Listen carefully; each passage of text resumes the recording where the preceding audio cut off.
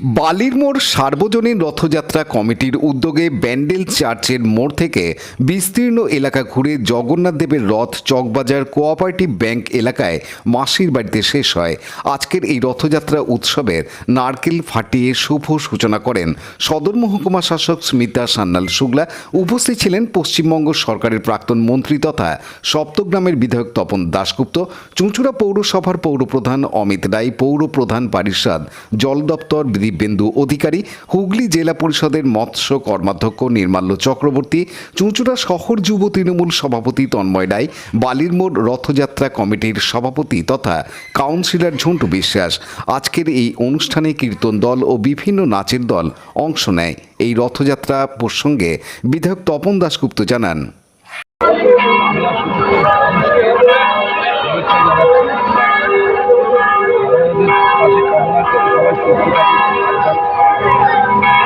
বর্তমানে ব্যান্ডেল চার্চে যেটা ঝন্টু আমাদের আছে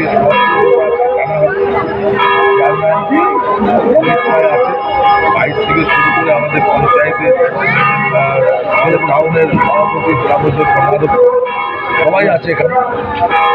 আর ওই সকালবেলায় বাস বিরাটা করেছি, তারপরে আজকে অনেকগুলো খুঁটিগুলো আছে সেগুলো ওপেন করা হয়েছে বড়বাজারের রথ। এরপরে আমরা এটা শুরু করছি, অনেক থাকবে, তারপরে আমরা জয়দিন প্রথমবার এবারে দীঘায় পালিত হচ্ছে মমতা বন্দ্যোপাধ্যায় জ্ঞানী স্বয়ং অনুমোদনায় মারছে দীঘা, এবারে প্রথম বছর কয়েক লক্ষ মানুষ হয়েছে। আর দিদি নিজে আছে তার মন্ত্রিসভা নিয়ে, যাতে যারা পুণ্যার্থী তাদের কোনো অসুবিধা না হয় সেটা দিদি দেখভাল করছে, নিজে দীঘাতে থেকে করছে। আজকে শুভ রথযাত্রায় হুগলিবাসীকে কি বার্তা দেবেন? বার্তা একটাই, ঈশ্বরের কাছে। পৌরপ্রধান অমিত রায় জানান, ঐতিহ্যবাহী রথ আজকে ব্যান্ডেল চার্চের সামনে থেকে পরিবারের সূচনা করা হচ্ছে এবং জগন্নাথের জগন্নাথকে রথে আনা হচ্ছে, সূচনা হবে। আপনারা সবাই জানেন এই রথের মাধ্যম দিয়ে আমরা সবাই যাত্রা শুরু হয়।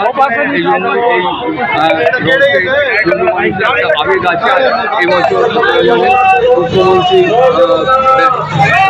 দীঘাতে রথের মন্দির করেছে এবং সেবা প্রথম রথযাত্রা তিনি এখানে আছেন, লক্ষ লক্ষ লোকের সমাবেশ করেছে। এখানেও বহু মানুষ এবং রথের বিরাট মেলা বসে। এছাড়াও অত্যন্ত সুন্দরভাবে রথযাত্রা সম্পন্ন হবে এবং রথযাত্রার ভেতর দিয়ে মানুষের যাত্রা শুরু হবে। আমাদের এই রথযাত্রা এগিয়ে নিয়ে যাওয়ার জন্য, সাহায্য করার জন্য সর্বোপরি আপামর জনসাধারণকে আমরা ধন্যবাদ জানাবো।